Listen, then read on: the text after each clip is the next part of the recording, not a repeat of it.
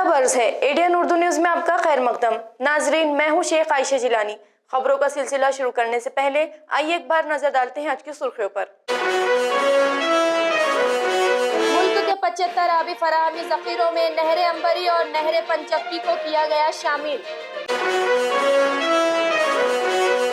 Social democratic party of India के ओहदेदारों की मीटिंग में दी गई हिदायतें। और नाइलुन मांझे की वजह से एक नौजवान शदीद जख्मी। अब खबरें तफसील से। खाने का डिब्बा लाने के लिए बेगमपुरा से यूनिवर्सिटी की जानिब जाते हुए एक कॉलेज के नौजवान का गला नाइलुन मांझे से कट गया। यह हादसा शाम के वक्त पेश आया। नौजवान का गला 7 से 8 इंच तक कट गया है। इसका इलाज निजी अस्पताल में जारी है। औरंगाबाद म्यूनिसिपल कॉरपोरेशन की जानिब से मांझे के जिम्न में बेदारी मुहिम शुरू की गई। इंतजामिया की जानिब से नाइलुन मांझा जब्त किया गया। खातियों के खिलाफ कार्रवाई की जा रही है। ताहम आज एक हादसा पेश आया और मांझे की वजह से एक नौजवान का गला कट गया।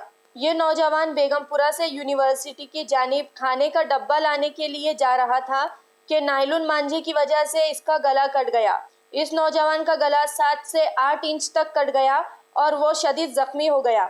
इसे फौरन निजी अस्पताल में शरीक किया गया है। सरकारी तिब्बी कॉलेज यवत महल में रिहायशी डॉक्टर पर हुए जानलेवा हमले के जिम्न में मार्ड की जानिब से सरकारी तिब्बी मेडिकल कॉलेज व अस्पताल घाटी औरंगाबाद में मजम्मत की गई। इसी तरह शाम में कैंडल मार्च निकालकर मजम्मत इजहार किया गया।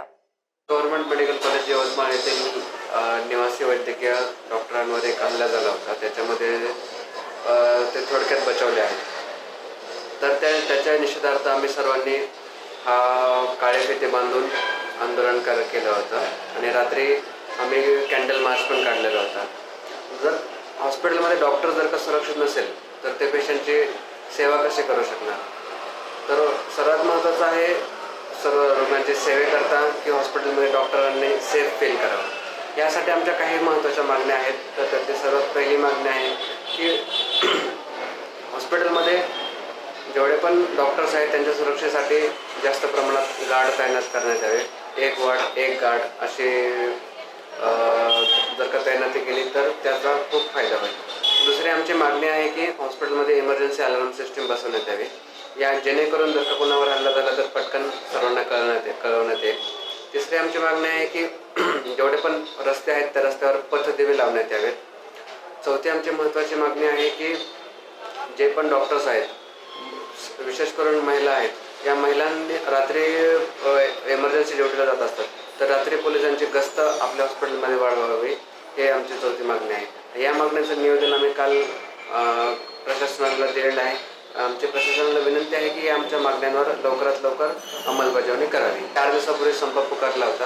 त्या संपामध्ये आमची सर्वात महत्त्वाची मागणी होती की 1432 ज्या SRच्या पोस्ट आहेत त्या वाढाव्या।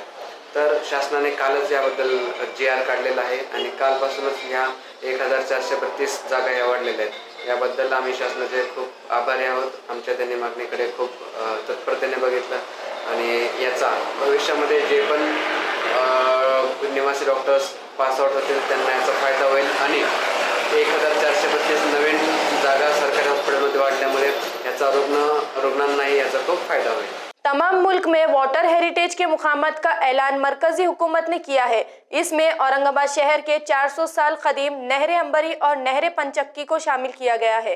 तमाम मुल्क के 75 आबी जखीरों में इन दोनों नहरों को शामिल किया गया है। तमाम मुल्क में वाटर हेरिटेज मुकामात का ऐलान कर दिया गया है। इसका ऐलान मरकजी हुकूमत ने 6 जनवरी 2023 को किया। इसमें तमाम मुल्क के 75 आबी जखीरों को शामिल किया गया है। औरंगाबाद के शहरियों के लिए ये एक खुशखबरी है कि इन 75 आबी जखीरों में औरंगाबाद की नहर अंबरी और नहर पंचक्की को शामिल किया गया है। 17वीं सदी में यानी 1612 में मलिक अंबर ने अपने दौर में औरंगाबाद शहर के शहरियों को वाफर मिकदार में पानी फराहम हो, इसलिए उस वक्त की टेक्निक का इस्तेमाल करके नहर अंबरी का जाल बिछाया था। आज के दौर में भी मलिक अंबर का ये कारनामा काबिल सताइश है। हम आज भी इस नहर का इस्तेमाल करके औरंगाबाद के शहरियों को पानी फराहम कर सकते हैं। डॉक्टर बाबा साहेब अम्बेडकर मराठवाड़ा यूनिवर्सिटी में नबातात साइंस शोबे के 60वें यौम तासीस के ज़िम्न में कौमी कॉन्फ्रेंस का एहतमाम किया गया था। शोबे के सदर अशोक चौहान ने ADN से मुखातिबत में मज़ीद मालूमात दी। डॉक्टर बाबासाहेब आंबेडकर मराठवाडा विद्यापीठातील वनस्पतीशास्त्र विभागाला 60 वर्ष पूर्ण झाले हे औचित्य साधून आपण national conferences on bio resources आपण आयोजित केलेली आहे. या कॉन्फरन्ससाठी देशभरातील जवळपास 300हून अधिक पार्टिसिपंट इथे आलेले आहेत. या अनुषंगाने माननीय कुलगुरू साहेबांनी आता त्याचं उद्घाटन केलेलं आहे आणि वेगवेगळ्या विषयावरती तज्ज्ञ व्याख्याते म्हणून इंदोरवरनं रॉय सर आलेले आहेत, पांडे सर आलेले आहेत भोपाळवरनं, पुण्यातनं मिलिंद सरदेसाई आणि मेश्राम सरांचं खूप महत्त्वपूर्ण आणि अभ्यासपूर्ण व्याख्यान आपल्याला आयोजित करण्यात आहे. त्याच्यानंतर कोल्हापूर विद्यापीठातनं आणि आपल्या उस्मानाबाद सब सेंटरचे DK गायकवाड सर आलेले आहेत. त्यानंतर जनार्दन सर गोवा विद्यापीठाचे फॉर्मर व्हाईस चान्सलर ते आलेले आहेत. सगळे वेगवेगळे संशोधक विद्यार्थी, ॲग्रिकल्चरचे लोक, फार्मसीचे लोक आलेले आहेत. ह्याचा लाभ मराठवाड्यातल्या विकासासाठी, मराठवाड्यातल्या शेतकऱ्यांसाठी आणि विशेषतः जे काही संशोधक आहे यासाठी नक्की होईल याची मला खात्री आहे. रिक्शा ड्राइवर्स मुश्तरका संघर्ष एक्शन तंजीम औरंगाबाद ने डिविजनल कमिश्नर औरंगाबाद को एक महजर पेश किया और शहर औरंगाबाद में मुस्तहकम इलाकाई ट्रांसपोर्ट ऑफिसर और 2 ट्रांसपोर्ट ऑफिसर्स का तकर्रुर करने का मुतालबा किया. ADN से मुखातिबत में मजीद मालूमात दी गई. औरंगाबाद में RTO 3 साल से नहीं है, प्रभारी पे प्रोग्राम चल रहा है सब, और प्रभारी में लोगों के काम नहीं हो रहे और उसमें परेशानी हो रही. अभी एक मैयत रिक्शा चालक मैयत हो गया, रिक्शा चालक की डेथ हो गई, उसका परवाना जो है उसके बीवी के नाम पे करना है. उसके लिए TC को पत्र दिया था, TC ने लेटर दिया. TC ने लेटर देने के बाद भी कार्रवाई नहीं हो रही क्योंकि RTO जगह पे नहीं. जब गए बोले साहेब सही गई बाकी है, सड़ा है साहेब सही झाली नहीं. तो ये परेशानी क्या हो रही, इसमें रिक्शा वालों की परेशानी हो रही ना. आज वो गाड़ी ना तो चला सक रहे ना बेच सक रहे. मैयत रिक्शा वाले का परमिट जो तो नाम पे करेंगे नहीं तब गाड़ी कैसे बेचेंगे. आज शहर में अवैध वाहतूक बहुत ज़्यादा होगी और पार्किंग की जगह नहीं दी. अभी जब हमारी RTA के साथ मीटिंग हुई थी तो RTA की मीटिंग में ये तय हुआ था कि हम तुमको पार्किंग देंगे, रिक्शा स्थान पे देंगे और शेयर रिक्शा के दर के रेट देंगे. वो भी नहीं दिए और खाली रिक्शा का रेट दे दिए, मीटर का कैलिब्रेशन कर दे दिए. चलो मीटर कैलिब्रेशन कर रहे, अब उसमें भी मीटर कैलिब्रेशन के रेट बहुत ज़्यादा हो गए. पूरे महाराष्ट्र के रेट कम है, औरंगाबाद में सबसे ज़्यादा रेट है, उसके बाद भी काम नहीं हो रहे. तो इसके लिए हमने आज तय किया कि आज जो तो प्रेस लेना और आपको बताना, बल्कि कैलिब्रेशन का पूरे महाराष्ट्र में 500 से 450 से 500 रुपये लिए जा रहे. औरंगाबाद में 700 रुपये का रेट है और 1000 रुपये 1500 रुपये तक जा रहा है. कुछ भी काम निकल गया बल्कि इसका 500 लगेंगे अलग से, ये 300 अलग, 200 अलग, ऐसा 1000-1200 रुपये मीटर वाले ले रहे. तो रिक्शा वाला कहाँ से लाएंगे पैसे. रिक्शा वालों का बिजनेस वैसा रहा नहीं. जब से कोविड से हुआ है, कोविड के बाद से रिक्शा का धंधा पूरी तरह खत्म हो गया है. कलेक्टर साहब से कोई बात ही नहीं हुई, कलेक्टर साहब मिलते भी नहीं. अभी नए कलेक्टर जो है तो कोई मुलाकात नहीं हुई, इनसे कोई बात नहीं हुई. RTO भी नहीं है, कलेक्टर भी नहीं. ऐसी हालत होगी कि बात किससे करेंगे. RTO अधिकारी, वाहतूक अधिकारी, पण ते RTO अधिकारी असं सांगतात की आमच्याकडे अधिकारी नाहीत. पण अधिकारी नाही आहेत म्हणजे अर्थ SPI म्हणजे SI अधिकारीचं ऑफिस आहे आणि तुम्ही अधिकारीची मागणी करा. कारण का तुमचा तिथं अधिकारी नसल्यामुळं बाकीच्या सामान्य रिक्षा चालकांची जे कामं जे रेंगाळली आहेत त्या कामाला उशीर होत असल्यामुळे व त्यांची अधूनमधून दंडात्मक कारवाई चालू असून पण काही चांगल्या रिक्षा चालकावर अन्याय होत आहे व त्यांच्या रोजी पाणीवर उपासमारीची वेळ येत आहे. याचं कारण म्हणजे हे RTO अधिकारी आहेत, ते अधिकारीच त्यांच्याकडे जर नसतील तर मग असं आमच्या सामान्य माणसानं किंवा आमच्या रिक्षा चालकांनी काय करायचं. म्हणून आज या ठिकाणी आम्ही या मीटिंगद्वारे सांगू इच्छितो की आपले जे काही अधिकारी असतील ते त्यांनी ताबडतोब त्यांनी त्या सुरू करावे व त्या कामाला गती द्यावी. समष्टीच्या हिशोबाने भरपूर काही कामं चालू आहे, तसंच आमच्या रिक्षा चालकाकडे पण त्यांनी लक्ष द्यावं. व तसंच एका महिलेचे जे रिक्षा चालक मोहम्मद म्हणून आहेत, तो रिक्षावाला आता मयत झाला असून ते मयत झाल्याच्या नंतर रीतिरिवाजाप्रमाणे किंवा त्या नियमाप्रमाणे त्यांच्या घरच्या बायकोंच्या नावावर झालं पाहिजे असं आमचं पण अखिल भारतीय छावा संघटनेच्या माध्यमातून आम्ही मागणी करत आहोत.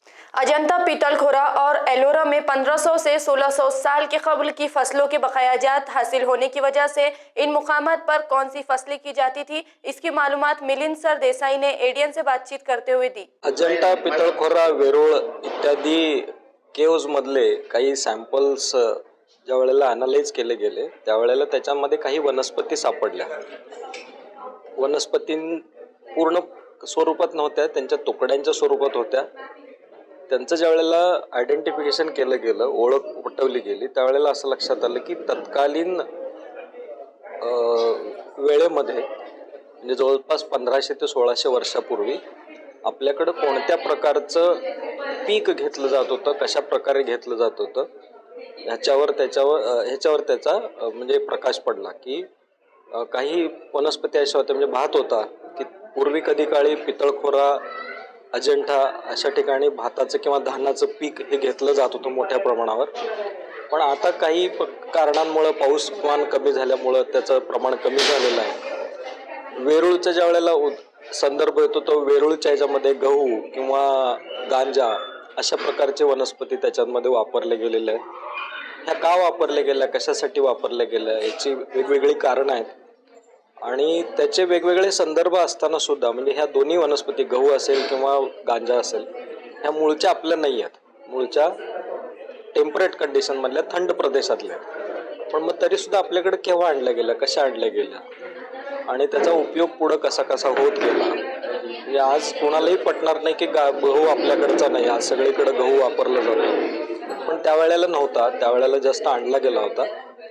पण त्याचे उपयोग, इतर उपयोग जे आहेत त्याच्या धानाचे असतील किंवा त्यांच्या तुसांचे असतील हे बांधकामामध्ये वापरले जात होते आणि ह्याचा संदर्भ जो आहे तो त्याचे वेगवेगळे शोधनिबंध पण प्रकाशित आहेत आणि त्यांचा सगळ्यांचं कनेक्शन जे आहे किंवा सगळ्यांचे एकमेकाशी साखळी जी होती ती आपले सगळे जे ट्रेड रूट्स होते, व्यापारी मार्ग होते, तत्कालीन व्यापारी मार्ग, ह्या तत्कालीन व्यापारी मार्गांवर हे सगळे संदर्भ त्याचे सापडतात. Social democratic party of India Aurangabad Maharashtra की जानिब से doctor Baba Saheb Ambedkar research centre में रियासती और खिलाई ओहदेदारों की मीटिंग मुनक्किद की गई थी। इस मौके पर इलियास मोहम्मद तुम्बे ने हिदायतें दी। पूरे महाराष्ट्र के सोशियो इकोनॉमिक हालत के बारे में और पूरे इंडिया के, हिंदुस्तान में किस तरह यहाँ डेमोक्रेसी को ख़त्म करने का एक साजिश चल रहा है, संविधान को इधर यानी हटाने के बारे में भी यहाँ के हुकूमत और यहाँ के मनोवादी ताकतें किस तरह यहाँ साजिशें कर रहे हैं, इसके बारे में भी हम लोग बहुत गहरी तरह से हम लोग डिस्कस किए हैं। और आने वाले लोकसभा इलेक्शन के लिए किस तरह का खेल, यहाँ नफरत की खेल यहाँ के गवर्नमेंट, महाराष्ट्र के गवर्नमेंट, इसके अलावा पूरे इंडिया के अंदर जितने बीजेपी का हुकूमत चल रहा है हर जगह में इस तरह का खेल चल रहा है, इसके बारे में भी हम बहुत अच्छी तरह एक डिस्कस किए हैं। अभी देखिए पिछले 3-4 महीने में बहुत सारे जगह में हमला हुआ है, दलितों के ऊपर भी हुआ है, स्पेशली क्रिश्चियनों के, कई क्रिसमस के टाइम में, उसके बाद यानी क्रिसमस के टाइम में, उसके बाद न्यू ईयर के जो सेलिब्रेशन के टाइम में भी जो क्रिश्चियनों के ऊपर ये लोग मतांतर कर रहे हैं, ये एक बहाना लेकर बहुत सारे जगह में हमला हुआ है। बहुत सोचने का बात है, बहुत खतरा है हमारे देश में, एक डेमोक्रेसी, इसके अलावा सेक्युलरिज्म के ऊपर भी बहुत बड़ा खतरा है। तो ये पूरे हर जात धर्म वाले मिलकर हमारे देश का जो डेमोक्रेसी को बचाने के बारे में, यहाँ के संविधान को बचाने के बारे में सोचने का एक वक्त आ गया है, इसके बारे में भी हमें चर्चा किए हैं। आने वाले लोकसभा इलेक्शन में SDP social democratic party of India एक विकल्प, एक पॉलिटिकल पार्टी के हैसियत से इधर लड़ेंगे। हम लोग भी इधर महाराष्ट्र में बहुत सारे लोकसभा सीट में हम लोग लड़ने के लिए आज डिस्कस किए हैं, उसके बारे में भी बहुत सारे हम लोग प्लान भी बनाए हैं। और आने वाले यानी लोकल बॉडी इलेक्शन में जो औरंगाबाद में भी होने वाला है, मालेगांव में भी होने वाला है, अलग अलग जगह में जो लोकल बॉडी इलेक्शन के लिए भी हम लोग आज बहुत अच्छी तरह डिस्कस किए हैं। और इंशाअल्लाह हमारा एक दल SC ST OBC and Muslim पूरा मिलजुल कर एक नया एक केमिस्ट्री लेकर हम लोग आने वाले दिनों में पब्लिक में एक social democratic party of India को हम लोग लेके आ रहे हैं समाज में। और अगर कोई हमारे साथ में जो नॉन कम्युनल जो पार्टी है, जो सेक्युलर पार्टी हमारे साथ में अलायंस करने के लिए तैयार है, तो हम लोग भी उनके साथ बात करने के लिए कोई रुकावट नहीं है, हम लोग डेफिनेटली उनके साथ करेंगे। अगर वो हो सकता है तो अगर हमारा जो केमिस्ट्री अच्छा होता है तो इंशाल्लाह हम लोग मिलजुल कर करेंगे, नहीं तो हम लोग अकेले लड़ने के बारे में। अब खबर अहमदनगर की। अहमदनगर में मराठी पत्रकार परिषद की जानिब से शहर में यौम सहाफत मनाया गया। इस मौके पर जिला परिषद के additional chief executive officer Sambhaji Rao Langore ने अपने ख्यालात का इजहार किया। समाजी तरक्की में सहाफियों का अहम रोल रहा है। मुल्क की आज़ादी हासिल करने से लेकर हर एक तबके के लिए समाजी इंसाफ दिलाने के लिए सहाफ़ियों ने अहम किरदार अदा किया है। इन ख्यालात का इजहार additional chief executive officer Sambhajirao Langore ने जाहिर किया है। मराठी पत्रकार परिषद की जानिब से पत्रकार दिन जोश व खरोश से मनाया गया। इस प्रोग्राम से वो मुखातिब थे। CSRD के डायरेक्टर डॉक्टर सुरेश पठारे की सदारत में हुए इस प्रोग्राम में मराठी पत्रकार परिषद के रियासती जनरल सेक्रेटरी मंसूर शेख, समाजी वर्कर प्रजीत सिंह, सीनियर सहाफ़ी विठल लांडगे वगैरह मौजूद थे। खबरें खत्म करने से पहले आइए एक बार फिर नजर डालते हैं आज की सुर्खियों पर। मुल्क के 75 आबी फराहमी ज़ख़ीरों में नहर अंबरी और नहर पंचक्की को किया गया शामिल। Social democratic party of India के ओहदेदारों की मीटिंग में दी गई हिदायतें। और नायलून मांझे की वजह से एक नौजवान शदीद जख्मी। तो ये थी आज की खबरें। कल फिर मुलाकात होंगी कुछ और नई खबरों के साथ। तब तक के लिए अपना ख्याल रखें और देखते रहिए ADN उर्दू न्यूज़, आवाज़ हर दिल की।